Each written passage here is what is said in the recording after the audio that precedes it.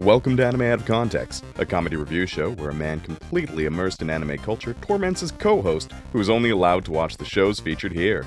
If you'd like to support the show, you can do so at patreon.com/animeoutofcontext. Alongside over 100 hours of exclusive bonus material, all episodes uploaded to Patreon are completely ad-free, even to non-patrons. Thank you for listening, and enjoy. Hello and welcome to Anime Out of Context, the show where I attempt to explain the sometimes weird, sometimes wonderful, but always hilarious world of anime. And I collect contradictory data. I'm Shaun Rollins. I'm Remington Chase. Oh god, that got me a little bit. That's something about that is that just tickles me. I like that quite a lot. Oh, always happy to tickle your fancy, to fooly your coolie, if you will. Oh god, that's just gonna be in your lexicon forever now, isn't it? It's hard to forget, and it's easy to just throw around nice and recklessly. Because it means everything and it means nothing. Yep. Okay. Well, hey, that's what the risks you take when you talk about shows like that. But Rem, we're going to be talking about something that you are familiar with and also are a big fan of. All right. Good start. The Chinese Warring State period. All right, let me pick up Dynasty Warriors, which, as I have discussed before, is my primary reference. Hey, Doc, it's most Americans' primary reference. Let me pull up Shaudun, and start kicking ass with my big sword. Careful now, Lubu's gonna come for your ass. He will. Who's the fucking freak? One sec. Who's the fucking freak? One sec. One sec.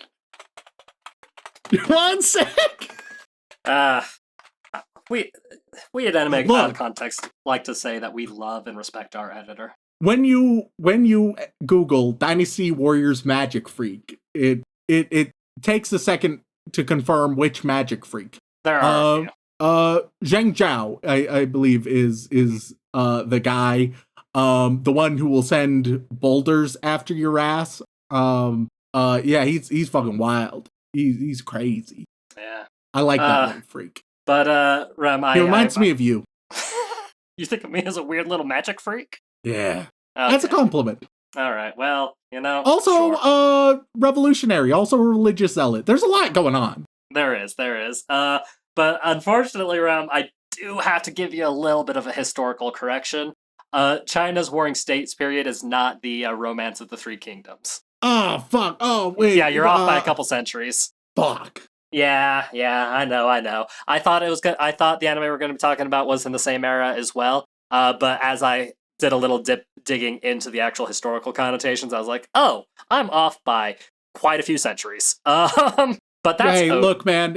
Don't look at my history degree on the wall. All right, I'm it's gonna not confess. A Chinese history specifically. I've not studied, especially China, as much as I should have, considering their value and importance historically. Yeah. I would say that region I should have studied more, and I simply did not. Yeah. Hey, man. We all have gaps in our knowledge. There's a lot of history. There's so much.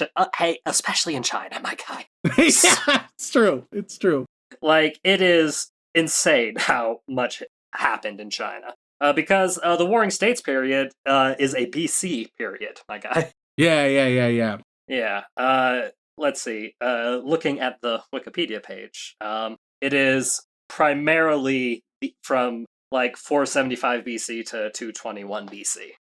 Which is, a lot. But, so today, the anime we're going to be talking about is one simply called Kingdom.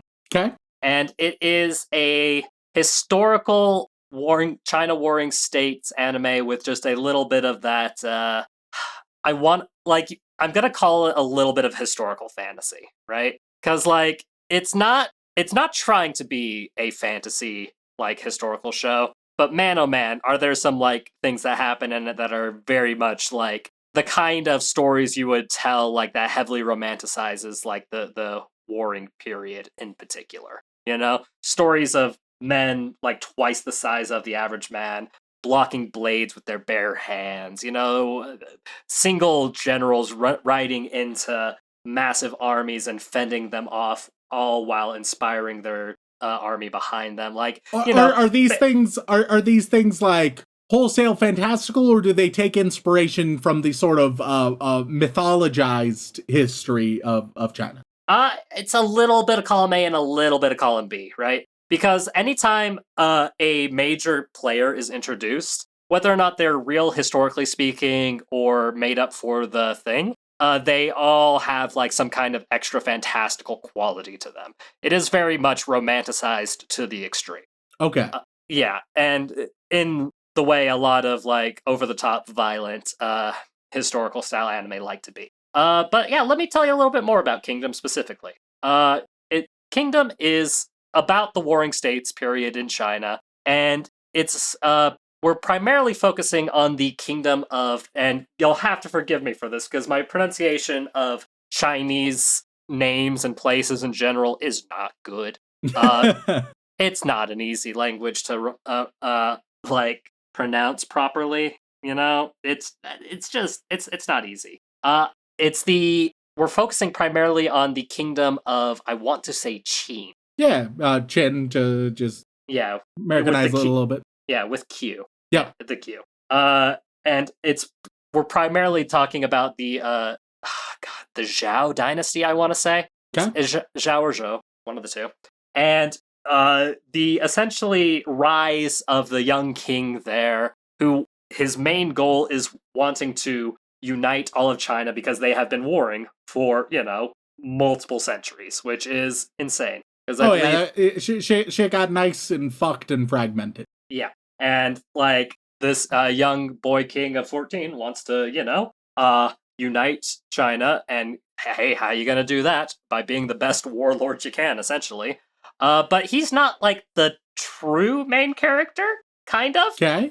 He is in a lot of ways, but it's very much, God, how to describe it. So this story is very much about the kingdom itself, and we follow some key figures in the kingdom, from the quite literal top being the king, and quite literal bottom being our other main character, Shin, who is a young war orphan who was sold into slavery along with another person about his age. God, Piao, I want to say is how they say it. Piao is the Romanized name. Could be completely wrong. I do not know. Like I said, not my area of expertise, but yes. But primarily, we're following Shin, who him and his essentially like adoptive brother at this point dream of being great generals, and leaving this lifestyle of essentially just being menial laborers and such. And to do that, they spend basically any amount of free time they get sparring with like heavy wooden swords and such. Classic like peasant kid wants to be a soldier thing, so they work way too hard by beating the shit out of each other with sticks to the extreme. Which thankfully does seem to actually help with the whole training and prepping for war thing. And so that way, when they get isekai, they're actually going to be the most talented swordsman in the entire game. I see Sword Art Online has affected your opinion this time. Because that could have been from anything, but I know for a fact you're referencing Sword Art Online. Yes, very much so. My brain has been irrevocably broken by that goddamn show. Yep. Hey, same buddy. It's all good. I forget the vast majority of what I watch. Unfortunately, Sword Art Online, it's stuck with me through the years, and it's never leaving. And that it's unfortunate that it has permanent real estate in my mind. Yeah. Oh man, I mean, Shin would have kicked ass in SAO if that was the case, honestly. Oh my god, hear me out. Okay? Alright, okay. So you remember Ragnarok of the Gods? Yes. We do something similar, but we isekai great generals, fighters, and historical figures from all throughout the globe, all throughout time, into the same digital world. Mm-hmm.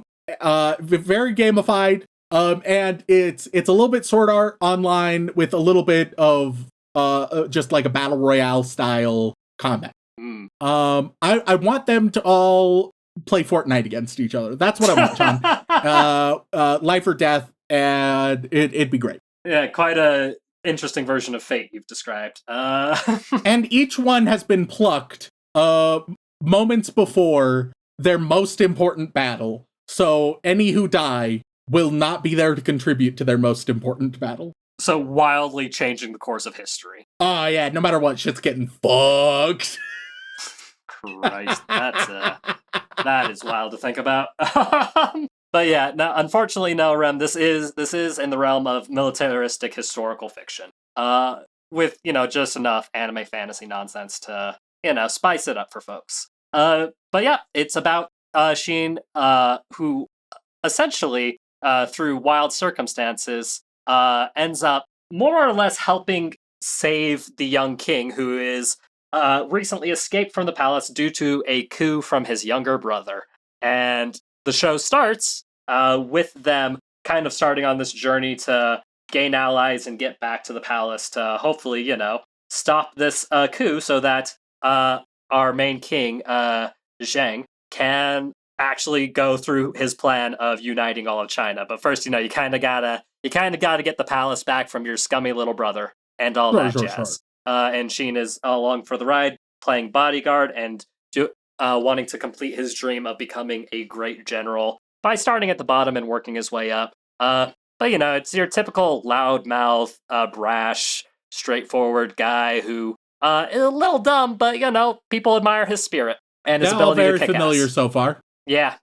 And the manga for Kingdom is quite beloved, actually, by a lot of people. It is quite well known for being a impressively violent manga, per se. Okay, you've got my attention. Yeah, because, if you're going to be depicting like a dramatized over-the-top version of war, you cannot shy away from blood, violence, and viscera.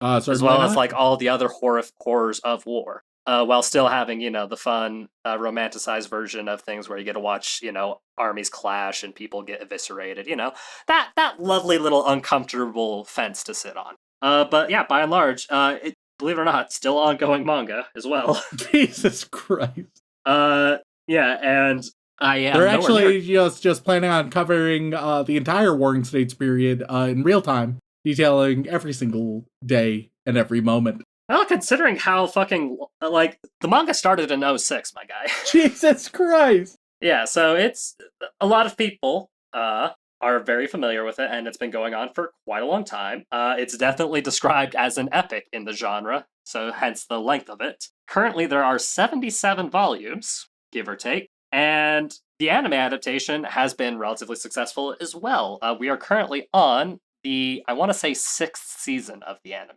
with the original airing in 2012. So it's pretty long running, all things. Yeah. And, clearly there's something to the show, because otherwise it's hard to imagine it's as popular as it is, because as the show's gone on, from what I can tell, the ratings and score have just gone up and up and up and up. And the most recent season is currently airing as we speak, I believe. Or if not currently airing, just barely finished at the end of December. All right, well, Shaun, if there's anything that the weebs have taught me, and I don't know if there is, it's that the best way to learn about the culture and history of a society is through anime. So I can't wait to learn. Oh yeah, well, hey, you're gonna get an experience. But there is one thing I do have to tell you before we go into it. Oh God, I don't. They're all cat girls. God, what a twist that would be. Again, that would be a very Fate-like twist, but no, not this time. No, they're all humans. There's just definitely some embellishments and like some superhuman style feats happening here and there. Very Dynasty Warriors-esque in that regard. But the thing that I have to tell you first and foremost, Rem, is that the animation style for this particular show is controversial. I am told that the most recent seasons of the show are perfectly well executed and animated. No. Having watched the first season, which, according to Mal, and I haven't read the manga to verify, apparently the first 38 episodes of this first season covers a whopping 173 chapters of the original manga. Ooh. So pacing-wise, it's definitely faster than the manga. So there's that going for it. But I feel like I might be being thrown into a goddamn mess. Well, hey, the animation style is certainly, well, we haven't covered something like it in quite some time, I'll say. So, I think the main goal that you're going to have to figure... Is it better or worse than, here's a reference, look how tuned in I am, than the newest season of One Punch Man? You mean a reference that I definitely pointed out to you in a recent episode we did on the podcast? Yeah, but it's one I remembered because I've heard non-anime people talk about it. Oh yeah, real fucking bad. We'll talk about that next time we cover One Punch Man. Don't worry, I've got all kinds of rants to talk about that on. It's I think the biggest difference is things move in this anime. Okay, all right. Whereas in One Punch Man Season 3, motion tweening characters to slide across things isn't exactly movement. Sure. But no, you'll understand. You'll understand once you start watching. I can't wait. So without further ado, let's go watch some Kingdom. And we are back after watching the first 4 episodes of the 2012 anime Kingdom. And tell me, Rem, do you feel like really immersed in the raw, gritty, violent world of Warring States period China? You know, there's nothing I love more than watching some indie video game cutscenes.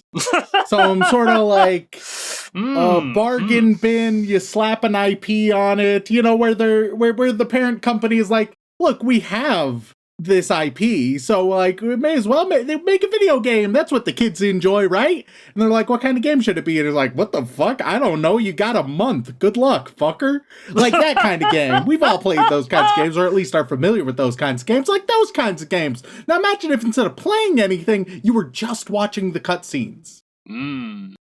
That doesn't sound like the best experience, right? Yeah, no, it's a bit of a struggle. So this isn't an exclusively 3D show. No. Rather, it will switch between the two, often at random, quite jarringly. Sometimes it'll be like, okay, it's 2D. Sometimes it's 2D backgrounds, 3D characters. Sometimes it will kind of split the difference. Sometimes it will be 3D and 3D. And it just, you know, it likes to keep you on your toes. But regardless of the exact format, you can be confident that it's gonna look pretty dog shit. Especially, once again, remarking to those kinds of video games that we're like, oh man, we're really talking about some, I would say Wii, but by Wii it had advanced past this. It's pre-Wii. Yeah, no, Wii was 2008, if I remember correctly. Yeah. And this came out in 2012. Fucking hell. It just, it looks so jarring, and very often the characters will, when they're not talking or after having said something, they will have, idle animation isn't the right word, but they will just be idle and they'll be terrifyingly still. Yes. They'll just have some line of dialogue and then lurk. And then they will, like, they'll be animating, and then they will pause and stop while the other character speaks. It's possibly the most, or at least some of the most distracting CG bullshit we've seen in a while, where I would struggle to pay attention to, like, what's actually going on, because it was so clunky and bad and ugly. Mm-hmm. But Rem, I mean, you and I are big proponents of, just because it has a bad art style or production value doesn't mean it can't be a fun and enjoyable experience. So maybe there's some redeeming qualities in that side of things. But I will point out, you did call this like a indie like IP rush job type of vibe, yeah? In spirit, it's a low budget, no passion project. Okay. Well, the main studio that was in charge of it, of course, the 3D CG side of it was outlet to a company that has this and like 3 random weird niche kids shows under their belt. But the main studio in charge of it was Studio Perot. You know, yes, who we've covered before. But I've never really felt the need to mention it. But they are the studio that is primarily known for, you guessed it, Naruto.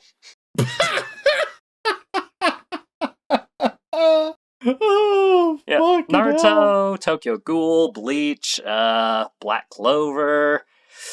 You know, a lot of very big name shonen shows that definitely have much higher production value than this show did. Yeah, and well, sometimes they just need to take what they've learned from the stories of all of those, shove them into a generic blender, and just take the base ingredients. Because, hey, we have all of the characters. Of course, we have Shin. He wants to be the very best, like no one ever was. But he's a little bit of a hothead and gets upset, but he's been training super hard his whole life, and he's constantly underestimated. So interesting. You just repeated exactly what I said in part 1. That's weird. Yeah, so you'll see some parallels between him and any other shonen protagonist ever. It's just so terribly uninteresting. The story is pretty by the numbers. It kind of has a semi-fresh setting, but even that hasn't at least been used in a meaningful way. And so you're just left with generic slop, and it's like every single battle thus far has just been an easy victory. And the one time where, all right, I guess I'll talk a little bit about the actual show. I guess I shouldn't speak solely in abstractions, even though I don't want to get in the weeds with this show, because this show's trash. All right, so we got our 2 orphan boys, all right? We got Shin and Hugh. And they practice all the time, and they're pretty evenly matched. One day, some, like, royal older cunt shows up, visits them, and is like, hey, Hugh, I want you to join the royal court, but not Shin. And Shin is like, that's fucking bullshit. So they go their separate ways. Hugh tries to bring Shin along, but doesn't work. So Shin, he keeps training and working and whatnot. One day Hugh returns. Oh my goodness, but he's wounded, he's hurt. And there's something going on with the royal king's brothers, caused an uprising. And he was like, go to this shed in this village before dying. And of course, Shin swears vengeance. Then a spooky cunt shows up for Hugh's body. We learn he's the Vermilion Slayer. He's just spooky and red. That's his deal. And I will say, he's got a decent design. All right. Some of the baddies, I'm like, they got a little bit of something going there. Not even to an exceptional degree, just compared to the rest of the show, right? It's how even like a desaturated shade of orange will pop if the rest is black and white. So Vermilion Slayer, he shows up. Meanwhile, Shin, he fucks off to the village, which is filled with bandits. And the bandits try to attack Shin, but Shin solos each and every one of the dozens of bandits very easily, because why have tension? Tension is for cowards, all right? And also, even just the fight choreography, I'm gonna be honest, homie, you can find better fight choreography in Skyrim, and that is not because Skyrim is known for that. Yeah, it's almost like, man, would you believe me if I told you that the manga was praised for its gratuitous violence and like depictions of the violence of combat? Yeah, no, it is a surprise, because it feels like, I mean, often he's just playing with his Nerf club, and even when a sword is used, they try to make it feel very tame. And then even, like, one guy, it's like, oh man, just slash right through him, and then the guy is there being like, oh, actually, but don't kill me, and it's like, what, shouldn't you be dead already? What the fuck? It's a mess. Very uninteresting action scenes, very uninteresting characters. Shin eventually gets to the shed where he finds, wait a minute, is that Hugh? What's going on? But no, as it turns out, the reason why Hugh was hired was because he's body double, completely identical to the king. And so this is actually the king on the run. And blah blah blah. The Vermilion Slayer catches up, kicks Shin's ass, and it's like, oh man, is this actually going to be a struggle? Like it's not even close. Shin isn't even getting even a little bit on this guy, right? It's just dominated. But then he just decides, sure, I'm on death's door, but what if I actually were just good at fighting now? He just gets angry, I guess, all right? Anger, the poor man's Super Saiyan. Mm-hmm. And so he just gets angry, and then he absolutely wrecks the Vermilion Slayer. No contest, just easy breeze. Who gives a shit? Yeah, I just pulled up the page with the wound in particular, and I'm like, man, it is wild that he survived for any amount of time after receiving this. Here, I'm going to send you the picture of it, and I just want you to tell me how the visual compares to what we get in the show as well. What the fuck? Yeah, there's more intensity in the one page you've sent me than in the 4 episodes I watched. Correct. Yes, and it's shots of violence like that people seem to really love about this manga, and also it's not technically a shonen manga; it's technically seinen. Because but it may be a seinen manga, but it's like not just for young men, it's for like really, really young men, right? This is like like it's almost like any amount of color or personality from the art style of the show itself may or may not have been sandpapered off. This show is like, I mean, I would say in the Bakugan age bracket, but as we saw, Bakugan covers very heavily mass genocide, so I don't know if I can say that as confidently anymore.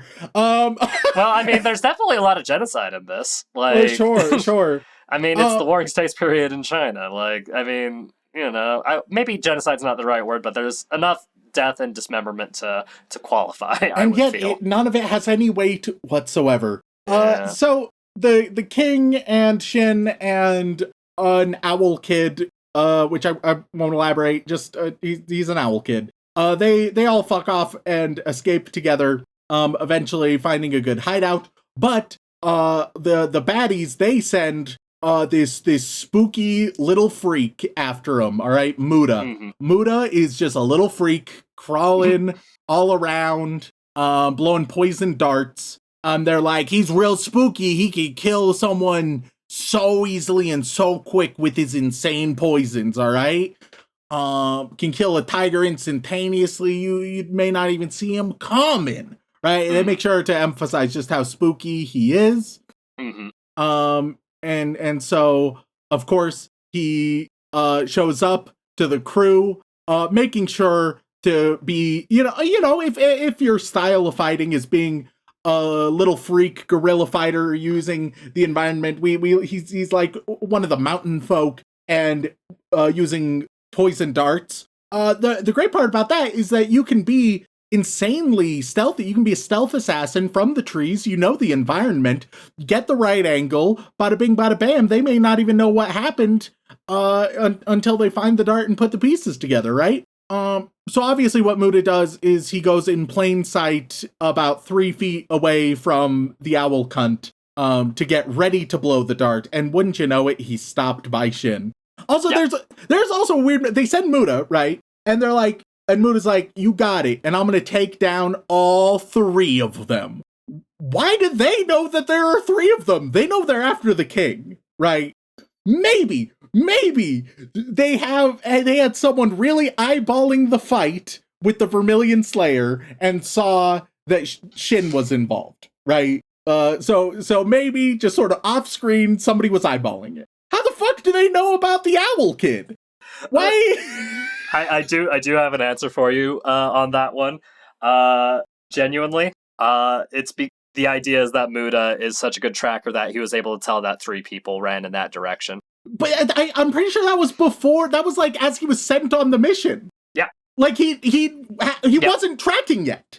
Oh no, he could tell that quickly though. No, but he wasn't tracking that. He wasn't. Oh yeah, but that's all right. He could tell that quickly. He wasn't there. If he was in the environment, he could be like, oh, there's 3 of them, But no, it's like you're being assigned this mission, right? It's like, hey, kill the king. And he's like, yeah, I'll kill the king and the 2 friends. I know he'll have made exactly 2 friends since then. Nah, see, it was all the immediate signs of what was left behind, obviously. Oh my god. So, anyway, Muda fucks up massively and fights Shin, and it's like, oh, he's gonna shoot at Shin, but of course Shin is gonna fucking wreck his shit. There's never gonna be consequences.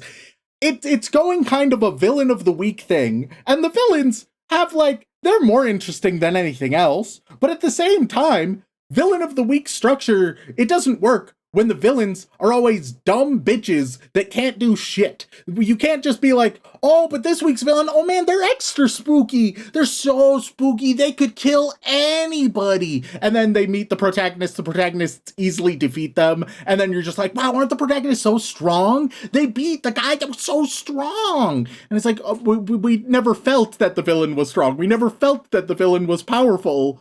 All we had was your word, and then the first time that they were really tested, they fail miserably. So, like, who cares? And thus, we also don't feel the accolades. We're not like, wow, look at our heroes. They have really accomplished this trial and tribulation. They've done so much. We're just like, yeah, they beat another bitch. Who cares? Like, it has no weight to it. And so even though it's trying to build up the heroes and look how great they are defeating such amazing villains, no, the villains are bitches, and so if you defeat them, that doesn't mean anything, all right? Oh, God. So to add a little extra context for you there, Rem, this manga was originally started in 2006. Yeah. All right? So, you know, kind of in that peak, like, edgy shonen manga era. And the quote-unquote villain of the week situation literally stops after this guy for the most part, and then it just becomes the journey of actually getting back to the palace and I'm gonna love it. Somehow that's worse because the villains, while they're fucking them up, oh, I mean, don't get me wrong, there are still more villains. Oh sure, it's not the next assassin has shown up and we stop them. No, it's more of a, hey, we go into this new place and, oh, there's a bunch of scary people here that are related, or you'll cut to a different part of the kingdom. There's some more shenanigans with, like, the brother and his crew. It's yeah, but I don't want more emphasis on the main characters because they're trash. I don't care about a single one of them. Well, Not one of them. Clearly, you must be missing something because, like I said, 6th season just finished airing. It's wild. That's insane to me. Mm-hmm. I guess when did the anime first come out? This anime? Yeah. 2012. All right, 2012. And maybe there was a studio change for Studio 1. Season 1 and Season 2 were done by Pierrot and a little tiny studio that outlet things. And then Season 3 onwards was Pierrot and a different studio, and has had remarked improvement in that time frame in terms of animation quality and style. It is wild that people saw this and were like, yeah, this needs a fucking Season 2. How did the fans of it not revolt? Well, okay. Well, for one thing, 2012. And another thing, the one thing that we don't usually talk about a lot in this podcast is the idea that a lot of times anime are, I hate to say it, sometimes anime are created to be marketing for the manga itself. And I think one effect that this particular anime adaptation could have had, and this is just speculation on my part, it could have been like, wow, they're clearly fucking something up here. Maybe I should go and pick up the actual manga and see how it differs. And the difference is so stark and wild that people want to just dip into the manga and read it out of spite more than anything. Yeah. And then the continued success of the manga meant that more of the anime got produced, and then they were able to put more budget, more time into it, and actually make a better product overall. Because, like I said, I think I said it in the first half of the episode, the entirety of the first season of this manga, which is about 38 episodes, covers 173 chapters. which is a wild rate. But after that point onward, they had enough for 6 more seasons. So clearly, something is going really, really well in the Kingdom fandom. That's the closest crazy. I can get. That's crazy.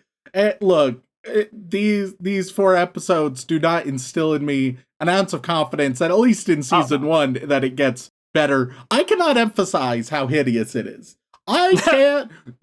It feels so truly like a video game cutscene in the worst ways, and not just because it's 3D, all right? It's not just because it's 3D, it's because of the level of quality and the sort of like the corners that were cut with the animation, and it's wildly jarring. And they'll be like, oh, we're sparring in a field of grass, all right? And then it'll switch from 2D grass to 3D grass, and the 3D grass will look fucked and ugly, and it'll be like, what the fuck? It's jarring, and you can't immerse yourself into the show. It doesn't let it happen. Yeah, so out of curiosity, I just opened up the last episode of the most recent season.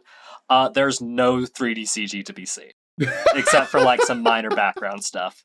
So like it is an actual like anime, though I will say, some of the army shots are still CG, and the backgrounds, oh dear god, the backgrounds. But they are using way more actual hand-drawn art, which definitely probably helped keep its retention rate around. But yeah, no, it's the contrast is stark, let's just say. Oh man, it's this was an experience, not a favorable one. It's just a bunch of bland cliche nothing in a hideous style. The villains could have a tiny bit of potential, but I'm not super confident. Also, one of my cats is in the room and is eyeballing just fucking my whole setup right now. How did he get in? He was asleep in here before I started recording, and he wants to jump onto the desk and just fuck the recording setup. God damn it. This feels like a Toby situation. No, this time it's a Binks, my adorable but mischievous black cat. Which nice and cute, but he is a problem child. And so right now I'm just like watching him, making sure he doesn't fuck shit up, and making sure we can make it through the rest of the recording without him fucking anything up. Well, hey, look on the bright side. At least it's not Peaches, because if Peaches jumped up, that would 100% fuck all your shit. Oh yeah, that fat cat, he would just tear down my entire desk. He would just take it all down with him. He is like a dense basketball of an orange cat. Like, yeah, he's a sack of taters. All right, that's just. Yep. At least Binks is, light. Yes. Oh God Almighty. But yeah, no. Kingdom. It is. Wow, it is a lot. Like because based on my theory of how it got more popular, I decided to blitz through a bunch of the chapters of the manga myself, and I'll tell you right now, it is a much easier read than it is to watch. It would be hard for that not to be the case, frankly. I'm fully confident that in this case, the manga is superior, because how could it not be? At the same time, it's not, even if you separate the visual issues, I'm not wildly inspired by the characters or story either, so... No. But it's based on real Chinese history, right? Look, man, you can be like, based on history, and just read a Wikipedia page verbatim, and I'm like, sure, that is based on history, and I like history. There's probably a way to deliver that information in a more interesting manner. There's probably a better way to communicate this. Yeah, but clearly it is like at the very least, the manga must be doing really fucking well, because like I said, it's still ongoing. And Kingdom has been adapted into live action films as well.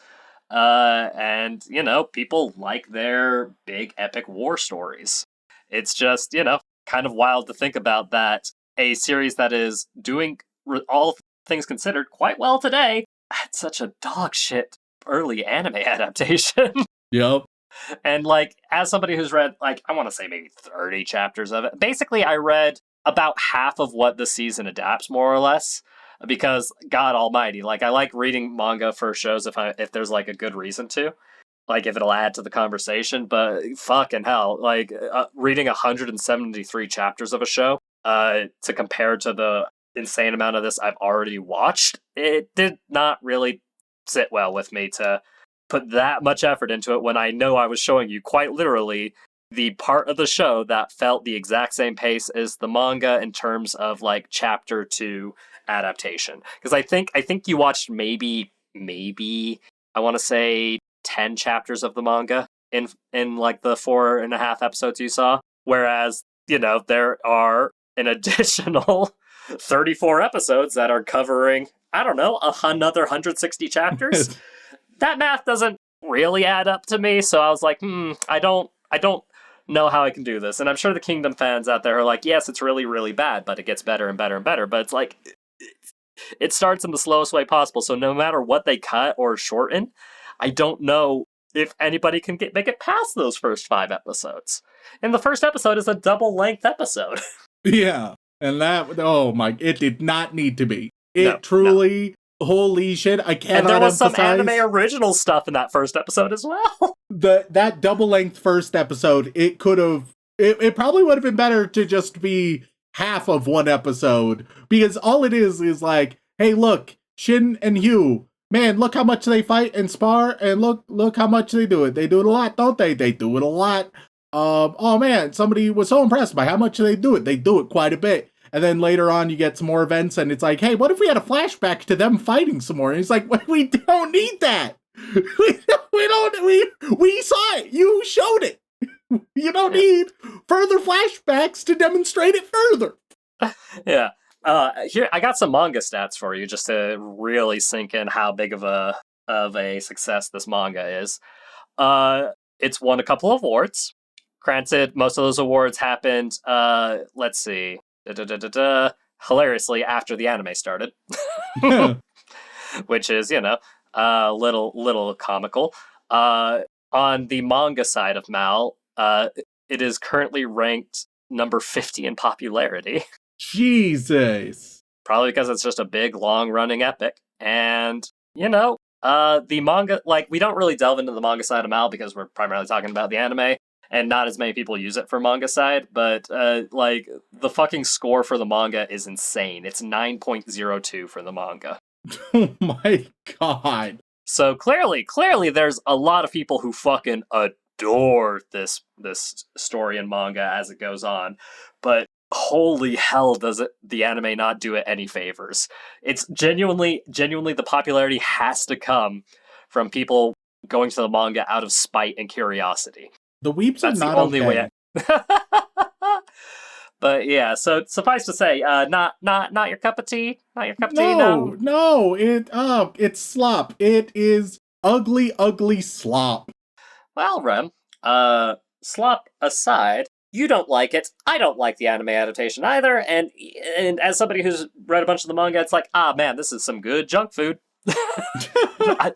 This is some good gratuitous violent junk food. Like, God almighty, if they had just gotten the gratuitous violence in the adaptation right, they might have had something. But with half of the available streaming sites having it horrifically censored on top of it not being good to look at to begin with, it's like, oh, how am I supposed to get anything out of this? It doesn't do well. We gotta know what the weebs think. What do the weebs think, Rem? Do they have eyes? A lot of them do. It's got fucking 6 seasons, but it's so ugly. It's so ugly. They have to recognize at least that. Sure, am I rating the whole for the anime? Does it take everything into account, or are we just doing season 1? We're just talking season 1. Mal is separated by seasons. Okay, 7.68. I lowered it because of how ugly it is, but with how many seasons, I think the weeps, by definition, they gotta be all in. Otherwise, why would it have continued if they didn't, for some reason, fuck with it? Well, like I said, my theory is that manga sales skyrocketed after the anime because people wanted to read it and see what it actually was rather than what was presented. I could be completely wrong on that, and if somebody has a real answer for me out there, please let me know. I'd love to hear it. We got an email address for just those kinds of things, but genuinely, that is my best guess. But holy hell. Only 88,000 people have rated this show, Rem, because as you might have guessed, a lot of people dipped out before really getting started in it. Yeah. But with those 88,000 ratings, Kingdom is sitting nice and pretty at 7.87. God damn it. That was the range I was initially thinking, but I was like, no, surely, I like... Oh, yeah, no, and like, I'm gonna tell you right now, a lot of...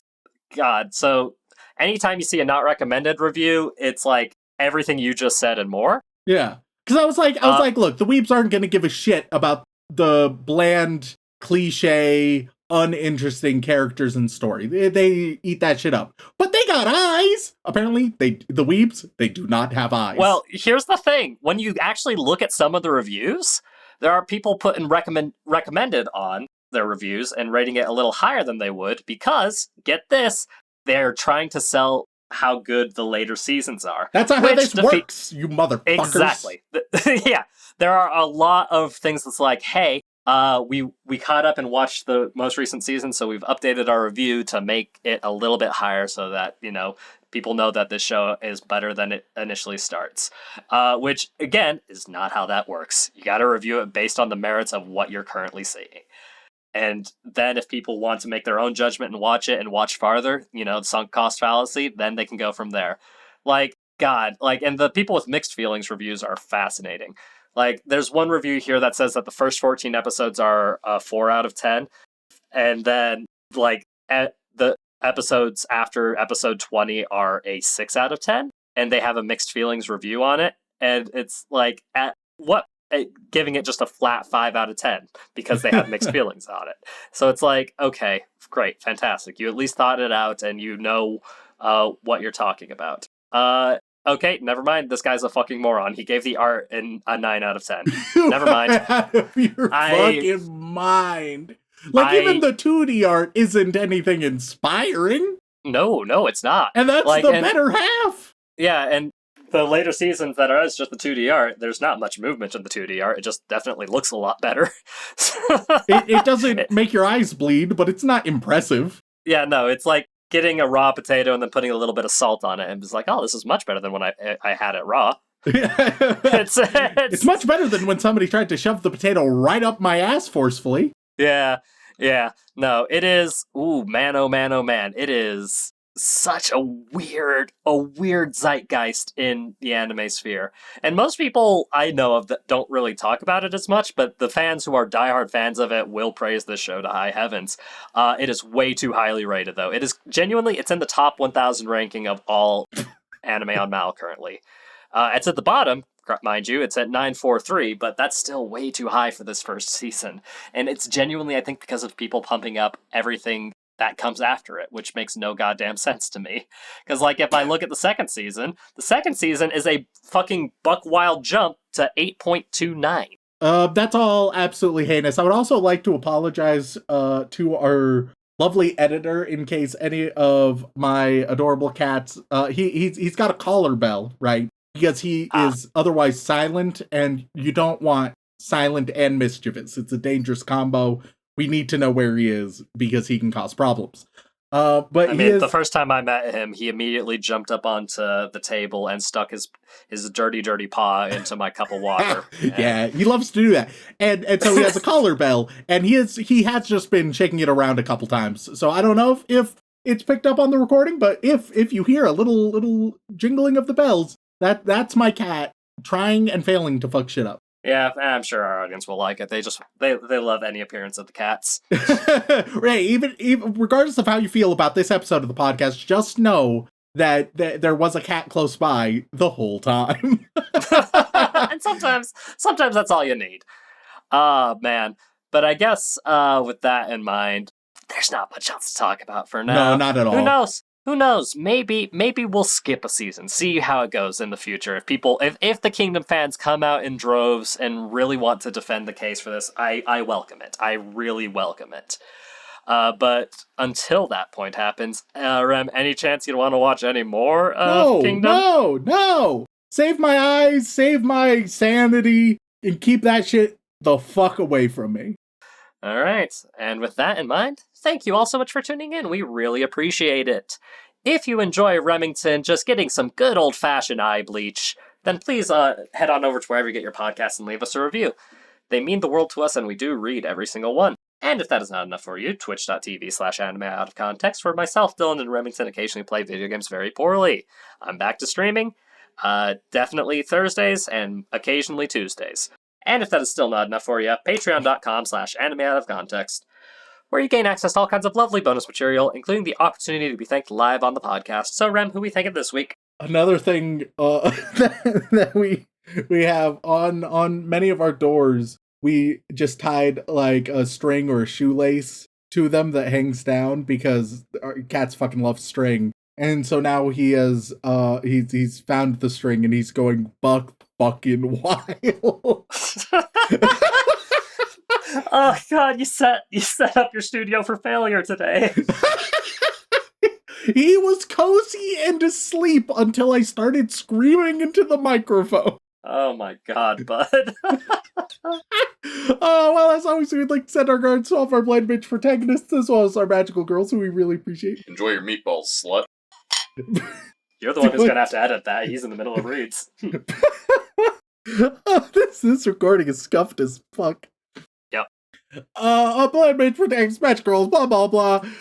But as always, we would like to send our regards with Yandere Waifus. I don't know. They're sending Lubu after us. On that list, we have... Again, wrong era. Yep. Gripin, My Knee Grows. Mauricio Ruiz, Tech Turtle, The Wheel is Rolling Towards a Mirai Nikki Revisit. Yeti Ramsey, Hot Wheels World Race is the best isekai. Christ, now my balls are glued to the goddamn bivouac. Why can't you just be normal, Shaun? What? You gluing your balls? No. Based on that, it's saying I don't know. They're blaming me. I don't understand. The don't know Wheel what's has going on spoken. The anymore. Snow Bros have a new saltine side piece, Dylan. Isaac Rem on Code Geese like one would a rabbit dog. Wheel Remington talked about the time God made Hosea marry a hoe. Gandalf wants to take Shaun's hobbits to Isengard, wink wink. Shaun was right, Rem does need a Bakugan revisit. Welcome to Sword Art Remington. Shaun blocked my cock. Hope you didn't forget about your vampire past. Princess Cialis died again. Titoro wonders what Rem thinks about FNAF 2. Oh, fucking hell. I'm sure that video's coming out at some point. I'll give just the briefest of thoughts.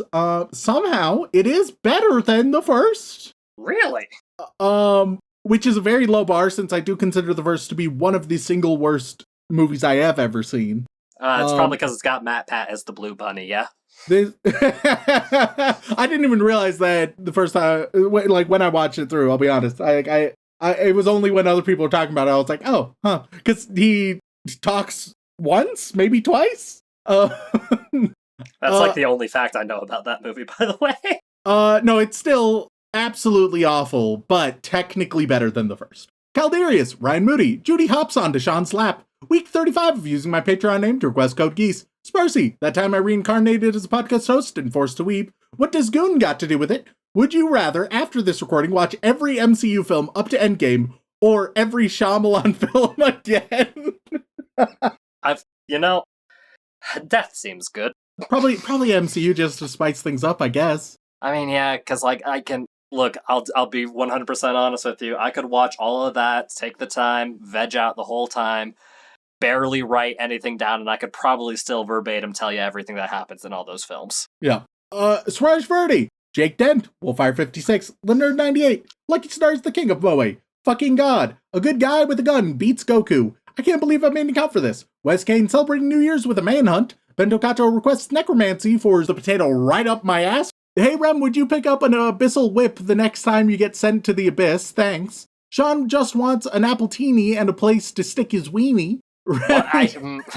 Okay. Hey, when they're right. Remington is right. Zootopia 2 is #1 on Johnny Boy's Pornhub searches. It's time to spin the wheel of Shaun's identity. Wheel. Week 1 of listening to, ranking, and summarizing every Anime Out of Context episode ever. Current episode 2. Look, I I'd be impressed, amazed, and worried all in equal measure if you accomplish such a task. It will, I mean, my God. Yeah, like, kudos, but also don't hurt yourself. A Moe piece of trash. Seraphim the Shark plushie. Aisha Gudgy. Blarf. Macaroni Uchiha. Daniel Riot. The Danish Viking will conquer the world with Renurzo as my navigator. Shaun ruined my happy sugar life when he pissed all over the popcorn while jorking it to Zootopia 2. There's just something about jorking. I really like jorking. Also, somebody needs a biology lesson because those two things can't happen simultaneously. Hey, maybe you got some funky ass biology, all right? What are you trying to say about me, Rem? Maybe you're a dual barrel super.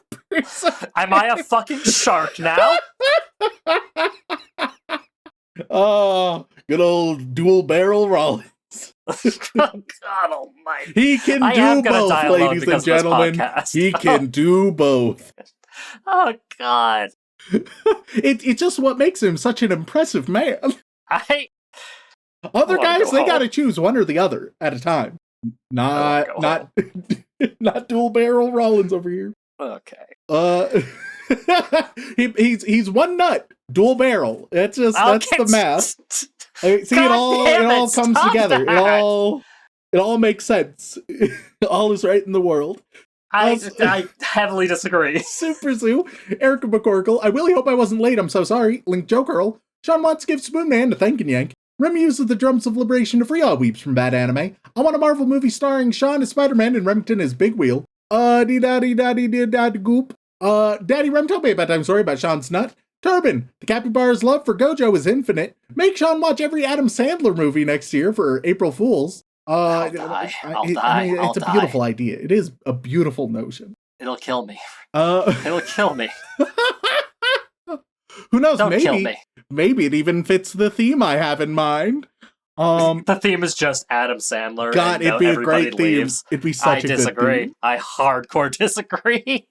Who knows? Is 2026 Sandler Fest? We'll have to wait a year to find out. I would rather die. Also, now, a little cat update. He's on the dresser in the closet. He wants to jump up to a top shelf that he really shouldn't be at, or he wants to toss.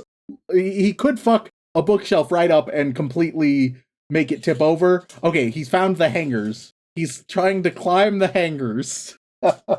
Oh, God, he's a menace. Mm-hmm. Stacy's mom, Amazing Muffin, watching Requiem for a Spoon Man at 0.5 speed. Wait, why is my Sergeant Frog? King Rich Rock, pro tips out of context, has run out of things supposed to. We'll come back soon. Rhiannon Williams, he's going ham.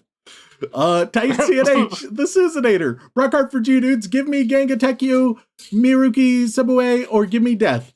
Yandere Neko, it has to be coming across in the recording because he's being so loud with it, but he's so cute. I mean, Discord's cutting it out at the very least. Yandere Neko, anime. Most people don't remember now, but the original name of the podcast was Anime Out of Contempt, says Misaka. Yeah, we only drew anime that was created by people who really hated it. They hated what they did, and that's what they made. Fern the Fern, G Bottom AK Bear Trap, due to Shaun's dislike of Mexican deer, I must curse him with perpetual burweed seed and foreskin. What? What? I don't even know where to begin with that. There's a lot going on there. And I don't even know how to unpack it. Rem doesn't completely hate my favorite shows. No Waifu, No Lifu, Nippless Cage, Whomst, Cheese Monkey, Jax, Fenrir Foxwolf, Professor Fox, Jam Hands, Shaun's number one greedy little piglet, Buckshin. For the love of God, Pinks, please don't fuck shit up. All I ask is that you don't tip over the bookshelf. He's a goddamn menace. That's what you get for letting him sleep. He was so cozy and comfortable, and I was like, I don't want to disrupt him. And then he heard me talk, and then he was like, now is my time. He was like, I fucking got him.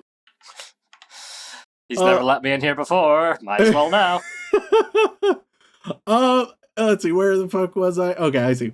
Farmer Weeb feels bad for Shaun's sister for Red Pill Rollins jorking the potato right up my ass while on Epstein's Island. God, they are weaponizing your bits. How do you feel? Look, man, who knows what was censored there. Wheelie, hope not too late. Ross Palmer, the struggle bus is forever. Cassidy, and now we move on to the Boy Wizard tier. What are they going to get this week, Shaun? Fuck if I know, man. God, I don't know enough about Chinese culture to do. Let's see. Hold on. You know what? Let's just give them a city in China. That seems. Yeah, sure. Why not? Triangle Warlock. Pulling up a list. And once again, my Chinese pronunciation is fucking garbage. So don't be too angry at me. They can have Macau. Toaster Bath 6.2831853007, or you can just say Tao 2 Pi. Beijing. The Visionary, yes, that's a Bleach reference. Chongqing. Melnick Suzuki.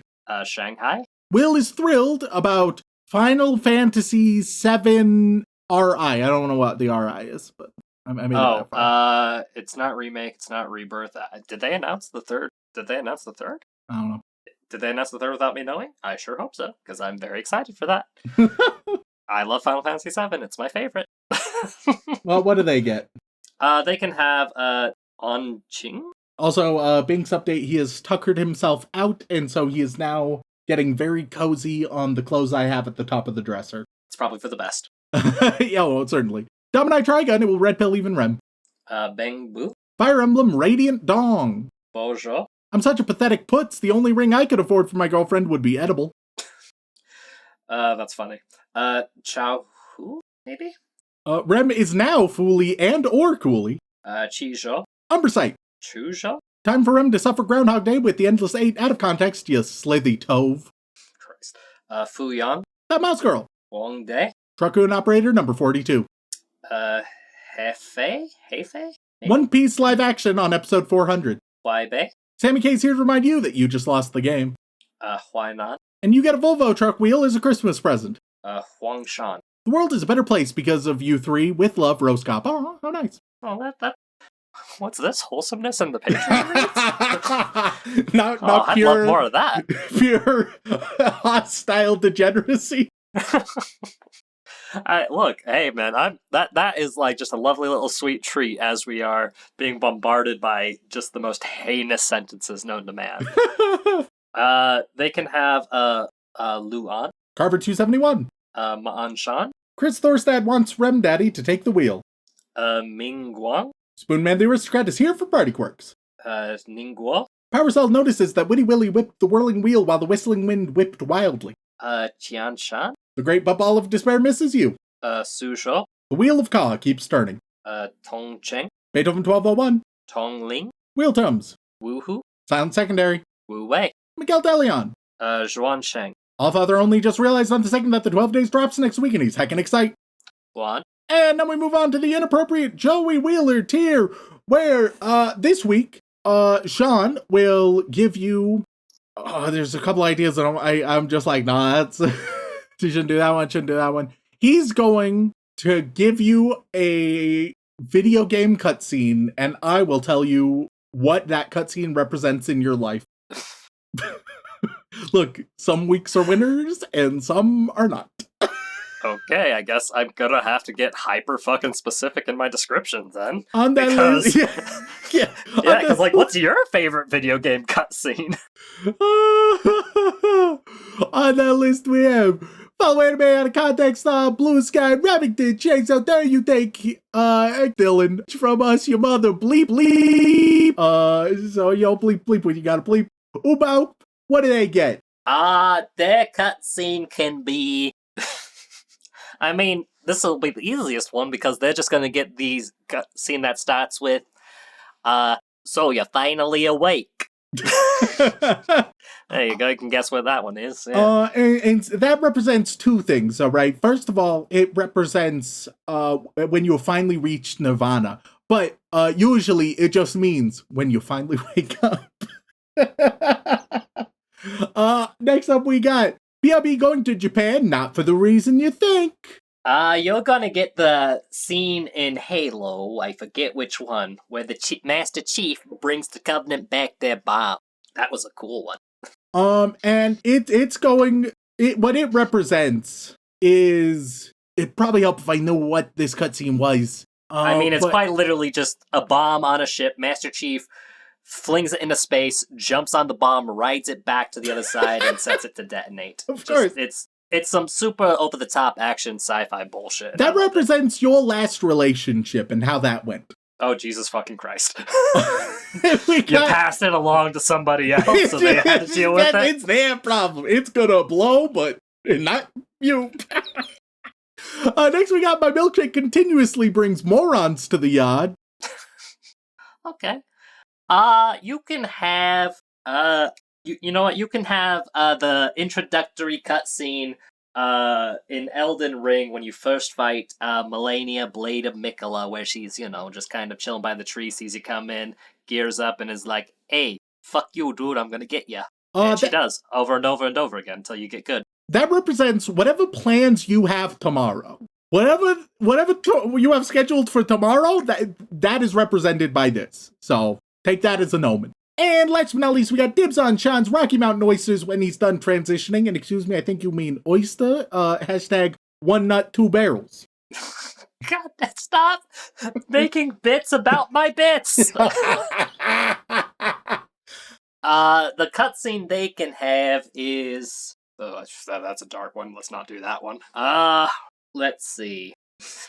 Believe it or not, just scrolling through Steam trying to think of a cutscene that works. Okay. How about, yeah, let's go with that. The cutscene in Stardew Valley, where the entire town catches you for essentially being in a relationship with everybody at the same time.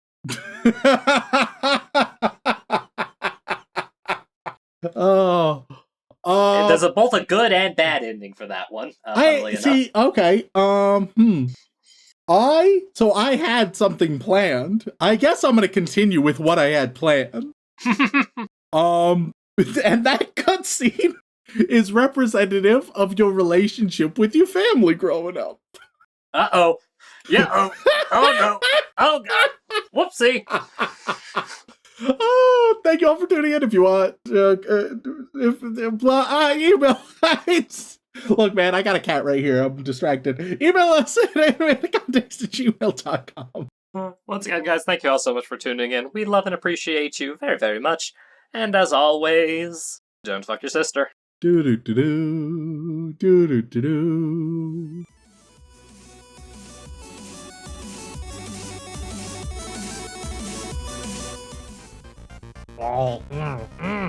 Jeez. That's what it sounds like when Shaun is fucking a sandwich. All right.